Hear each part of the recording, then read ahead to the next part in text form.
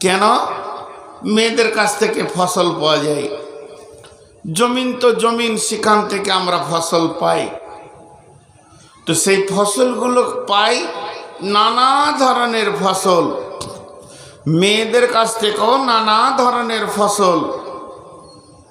মাঠের জমি সমাজকে চাউল দেয়, গম দেয়, আলু দেয়, পেঁয়াজ দেয়, আম দেয়, আঙ্গুর দেয়, লিচু দেয়, আদা রসুন, সামগ্রিক জীবনে যা প্রয়োজন তা দেয়। বাড়ির জমিন যেটা আপনি আমি বিয়ে করে মহারানা দিয়ে হালাল করে মেয়েটি এনেছি, এটা আল্লাহ জমিন বলছে নিসাউকুম হারসুল্লাকুম ফাতু হারসাকুম।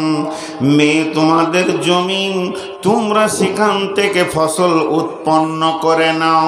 তাহলে মেয়েরা কি দেবে? মেয়েদের পেটে আলু হবে না, পেঁয়াজ হবে না, রসুন হবে না। তাহলে এখান থেকে কি হয়? সমাজকে ডাক্তার দেয়, মাস্টার দেয়, ইমাম দেয়, মুয়াজ্জিন দেয়, কুলি দেয়, মজদুর দেয়, ড্রাইভার দেয়, ডাক্তার দেয়, ইঞ্জিনিয়ার দেয়, আলিম দেয়, বক্তা দেয়। মানে সমাজে যত শ্রেণীর মানুষের প্রয়োজন এটা মহিলা জমি থেকে পাওয়া যায়। আর মাটির জমি থেকে যত খাদ্যদ্রব্য মানুষের দ্রব্যষ্টগুলি সব মাঠের জমিন থেকে পাওয়া যায়।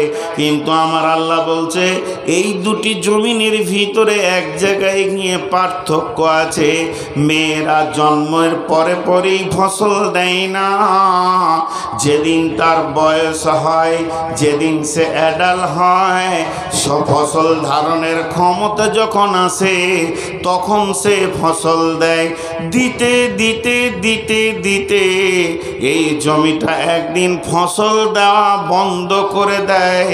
বুড়িয়ে গেলে, বার্ধক্য যখন তাকে ধরে নেয়, আর সন্তান দেওয়ার ক্ষমতা হয় না।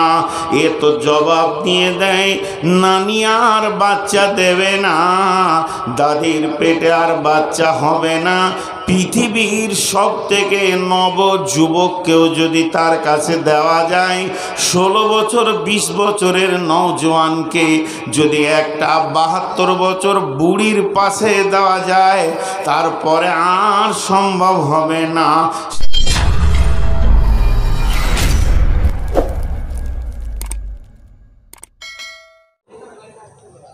মানুষের একটা অভ্যাস আছে, এখন বর্তমান জামানায় বিশেষ করে এই রানিং একবিংশ শতাব্দীর যুগের বাচ্চা ছেলেরাও পর্যন্ত কোনো একটা জিনিস কেনার সঙ্গে সঙ্গে তার ওয়ারেন্টিটা নিতে ভুল করে না। একটা ঘড়ি কিনবে তো বলবে গ্যারেন্টি কার্ডটা দেন, ওয়ারেন্টি দেন। এমনকি একটা বাল্ব বাড়িতে লাগানোর পর তার পেছনে ওয়ারেন্টি লেখা হয়, এটা 1 বছরের গ্যারেন্টি থাকলো। এইরকম ধরনের ক্ষুদ্র থেকে বৃহৎ একটা ঘড়ি ছোট্ট জিনিস, মাইকের মেশিন, মাইক্রোফোন, হরেন ইউনিট, আপনার যা কিনবেন এখন ইলেকট্রনিক্স থেকে নিয়ে সব ওয়ারেন্টি দেওয়া হয়। একটা বিল্ডিং করতে যাবেন, তার পেছনেও আপনার ভাটাতে ইট আনতে গেলে বলবে এটা 1 নম্বর, এটা 2 নম্বর, এটা 3 নম্বর। এটা কোনো গ্রুপেই নাই। তো 1 নম্বর এটা ভালো ইট, এটা ওয়ারেন্টি আছে, এর মজবুতি আছে।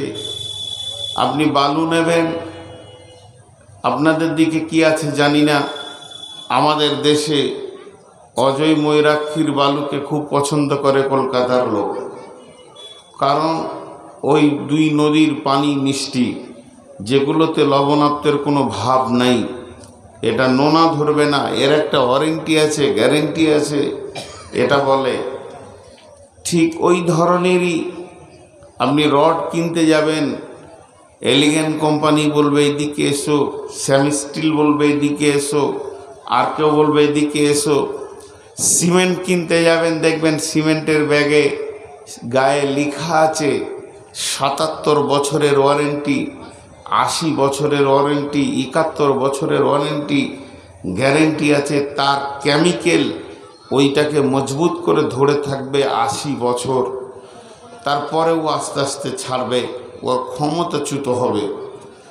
মানে আমি যে কথা আপনাদেরকে বলতে চাইছি এক কথায় বুঝে নেন, প্রতিটি মালের ওয়ারেন্টি আছে, কিন্তু মানুষ এক জায়গায় ভুল করে, সে নিজের ওয়ারেন্টিটা তার জানা নাই, এবং সে যার উপরে বাস করে তার ওয়ারেন্টির ব্যাপারে কোনো তার খেয়াল নেই।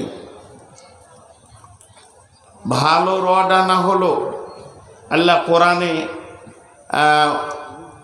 সূরা মুলকের মধ্যে, যে সূরা মুলকের শেষ আয়াতটা আল্লাহ তাবারাক ওয়া তাআলা কত সুন্দর করে বলেছেন, ওখানে আপনি একটা জ্ঞান পেয়ে যাবেন।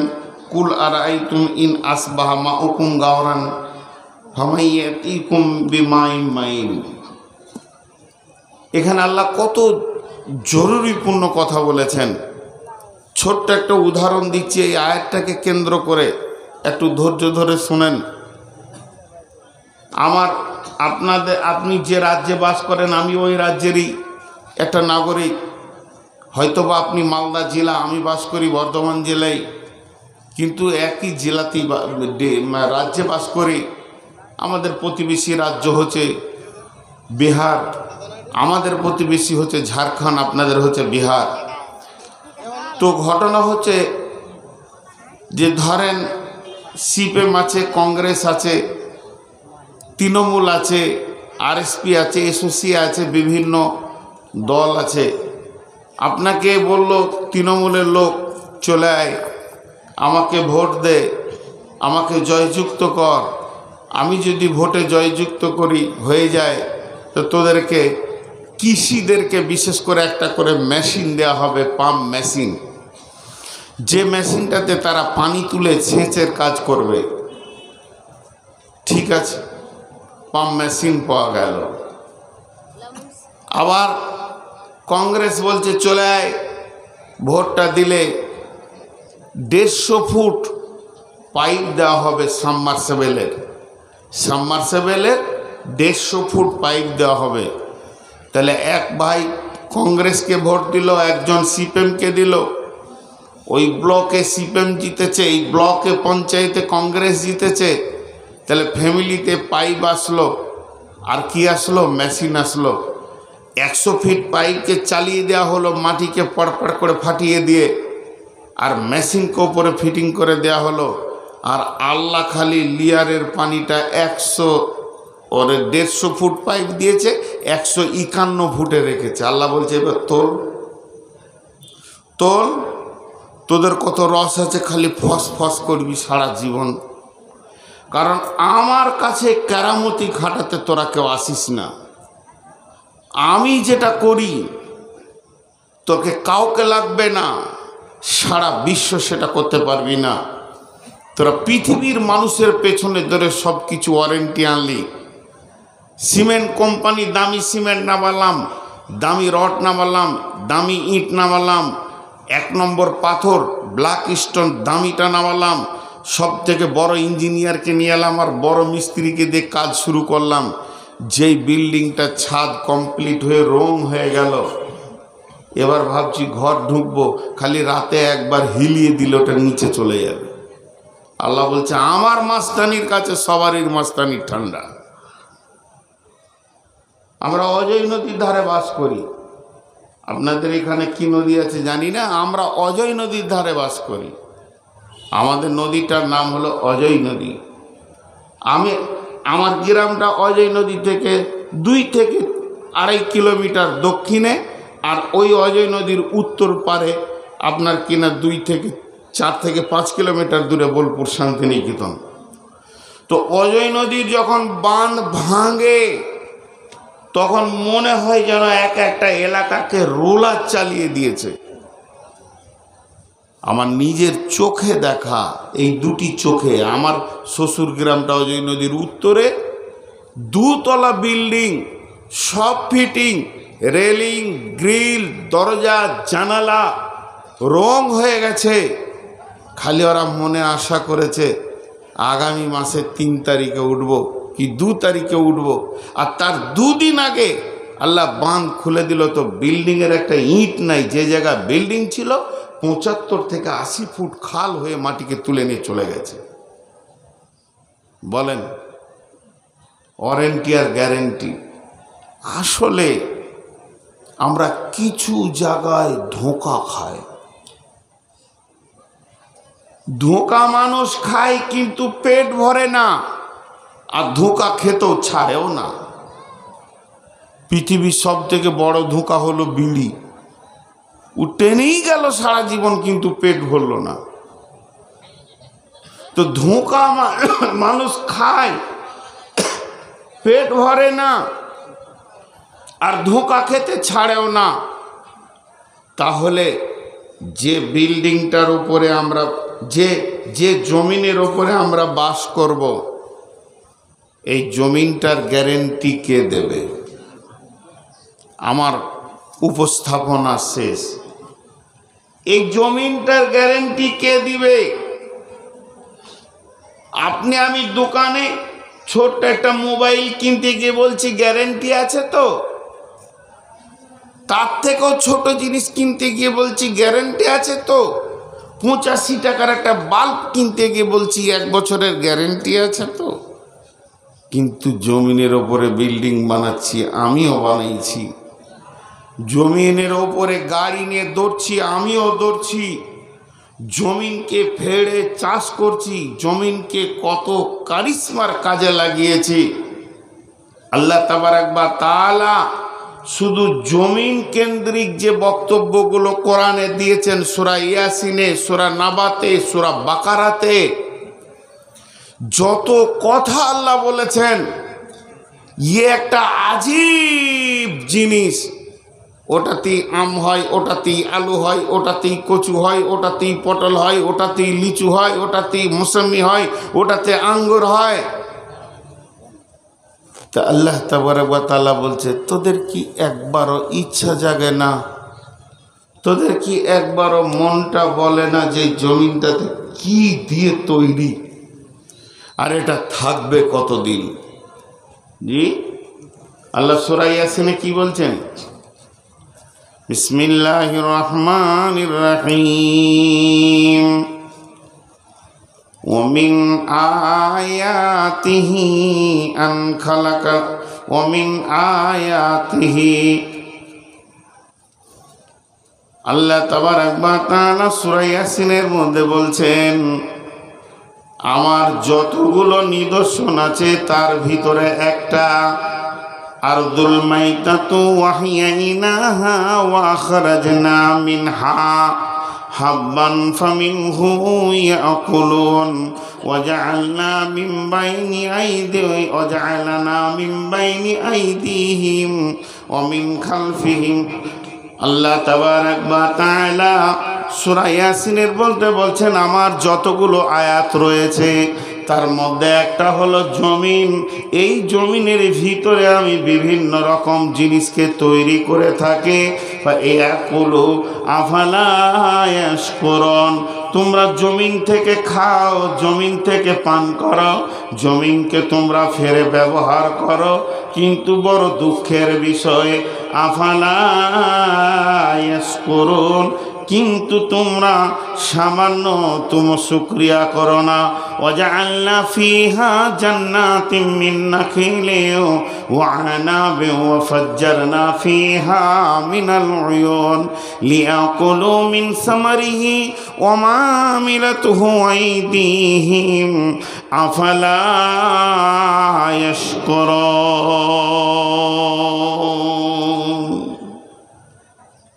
আল্লাহ কি বলছেন দেখেন, আফালা ইয়াশকুরুন। এই জমিন কেন্দ্রিক আমি দুটা কথা আপনাদেরকে বলে নি, যার উপরে বসে আছি।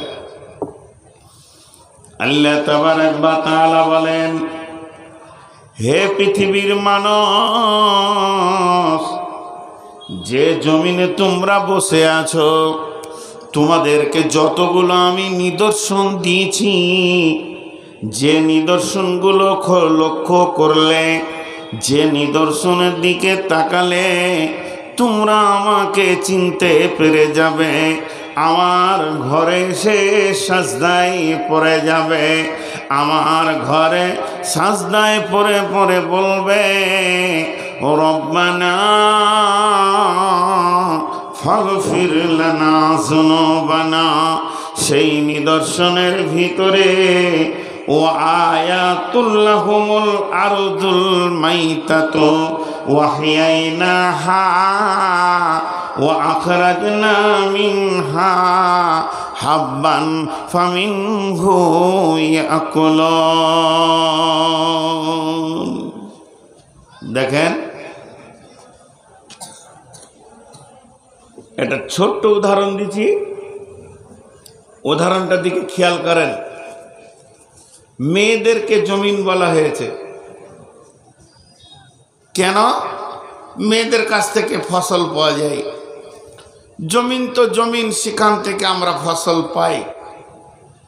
তো সেই ফসলগুলো পাই, নানা ধরনের ফসল। মেয়েদের কাছ থেকেও নানা ধরনের ফসল। মাঠের জমি সমাজকে চাউল দেয়, গম দেয়, আলু দেয়, পেঁয়াজ দেয়, আম দেয়, আঙ্গুর দেয়, লিচু দেয়, আদা রসুন, সামগ্রিক জীবনে যা প্রয়োজন তা দেয়। বাড়ির জমিন যেটা আপনি আমি বিয়ে করে মহারানা দিয়ে হালাল করে মেয়েটি এনেছি, এটা আল্লাহ জমিন বলছে নিসাউকুম হারসুল লাকুম ফাতু হারসাকুম। মেয়ে তোমাদের জমিন, তোমরা সেখান থেকে ফসল উৎপন্ন করে নাও। তাহলে মেয়েরা কি দেবে? মেয়েদের পেটে আলু হবে না, পেঁয়াজ হবে না, রসুন হবে না। তাহলে এখান থেকে কি হয়? সমাজকে ডাক্তার দেয়, মাস্টার দেয়, ইমাম দেয়, মুয়াজ্জিন দেয়, কুলি দেয়, মজদুর দেয়, ড্রাইভার দেয়, ডাক্তার দেয়, ইঞ্জিনিয়ার দেয়, আলিম দেয়, বক্তা দেয়। মানে সমাজে যত শ্রেণীর মানুষের প্রয়োজন এটা মহিলা জমি থেকে পাওয়া যায়। আর মাটির জমি থেকে যত খাদ্যদ্রব্য মানুষের দ্রব্যষ্টগুলি সব মাঠের জমিন থেকে পাওয়া যায়। কিন্তু আমার আল্লাহ বলছে এই দুটি জমিনের ভিতরে এক জায়গায় গিয়ে পার্থক্য আছে। মেয়েরা জন্মের পরে পরেই ফসল দেয় না। যেদিন তার বয়স হয়, যেদিন সে অ্যাডাল্ট হয়, সব ফসল ধারণের ক্ষমতা যখন আসে তখন সে ফসল দেয়। দিতে দিতে দিতে দিতে এই জমিটা একদিন ফসল দেওয়া বন্ধ করে দেয়। বুড়ি হয়ে গেলে, বার্ধক্য যখন তাকে ধরে নেয়, আর সন্তান দেওয়ার ক্ষমতা হয় না। এ তো জবাব দিয়ে দেয় নানি আর বাচ্চা দেবে না, দাদির পেটে আর বাচ্চা হবে না। পৃথিবীর সব থেকে নব যুবককেও যদি তার কাছে দেওয়া যায়, 16 বছর 20 বছরের নওজোয়ানকে যদি একটা 72 বছর বুড়ির পাশে দেওয়া যায়, তারপরে আর সম্ভব হবে না সেখান থেকে বাচ্চা নেওয়া। অতএব পৃথিবী মহিলা নামে জমিটা একবার ফসল দেয় আর একবার জবাব দেয়। আর একবার বলছি, মহিলা নামে জমিটা একবার ফসল দেয়, একবার জবাব দেয়। একবার বলে এসো আমার কাছ থেকে তোমরা বেটা বেটি নিয়ে নাও, আবার একবার জবাব দেয় আমি আর ফসল দিতে পারবো না। আর আমার আল্লাহ বলছেন ও আয়াতুল্লাহুমুল আরদুল মাইতাতু ওয়াহিয়াইনাহা ওয়া আখরাজনা মিনহা হাব্বা জান্নাতান ফামিনহু ইয়াকুলুন। ওরে পাগলের দল, যে জমিনে তুমি বসে আছো, যে জমিনে তুমি ধরছো বিল্ডিং বানাচ্ছ, যে জমিনে তুমি আল দিয়ে দিয়ে বিভাজন করে খেতে বাড়ি বানিয়েছো, এটা আমার, এটা তোমার। যে জমিনকে তার কাটা দিয়ে ভারত, বাংলাদেশ, পাকিস্তান, ভুটান, নেপাল বানিয়েছো, এই জমিনের খবর তুমি জানো কে? এই জমিনটা প্রতি বছর একবার মারা যায় আর একবার নতুন করে জীবিত হয়। আমি আল্লাহ এই জমিনটাকে বছরে একবার মেরে দিই, তারপরে যখন আবার তাকে জীবিত করে আসমানের পানি যখন তার উপর দিয়ে আমি বইয়ে দিই, তখন জমিনটা প্রতি বছর নবযুবতীর মতো ধারণ করে, রূপ ধারণ করে। তার যৌবনে নতুন তরঙ্গ এসে যায়, সে তখন বিচন নেওয়ার অপেক্ষায় থাকে। তুমি যে বিচনটা দিবে সেটা তোমাকে সে রিটার্ন ফসল দিতে থাকবে। আমার আল্লাহ বলছেন লিয়াকুলু মিন সামারিহি ওমা আমিলাতুহু আইদিহিম। তোমরা যতগুলো খাও, তোমরা যতগুলো পান করো, তোমরা যতগুলোকে ফলে ফসলে তোমাদের উদরকে পূর্ণ করে দাও। পৃথিবীর মানুষেরে তোদেরকে চ্যালেঞ্জ রইল, তোরা একটা দানা বানাতে পারবি না। চাইনিজে চাল বানাচ্ছে, এখন ফুলকপি বানাচ্ছে, বাঁধাকপি বানাচ্ছে চাইনা, কি দিয়ে বানাচ্ছে ওরা জানে। আর খাওয়ার পরে আল্লাহর জমিনের ফসল যে উপকারটা দিচ্ছে সেটা দিচ্ছে না। মানুষের ক্ষতি হচ্ছে, মানুষের ক্ষতি হচ্ছে। আল্লাহ বলছে এগুলো আমি দিয়েছি, আফালা ইয়াশকুরুন, তোমরা তো শুকরিয়া করো না। যাক, আমার ওটা কথা নয়। এতক্ষণ আমি যে কথাগুলো আপনাদেরকে বলতে চাইলাম, একটা জিনিস দেখাতে চাইলাম, একটা জায়গায় আনতে চাইলাম। সেই জায়গাটা হচ্ছে এই জমিনকে আমরা ব্যবহার করছি যেমন করে পারছি। কেউ ইট বানাচ্ছে, কেউ ইট ভাঙছে, কেউ জমিনকে কাটছে, কেউ জমিনকে খালকে মোজাচ্ছে, খালকে পরিপূর্ণ করছে। এই জমিনের উপরের জুলুম কত চলছে।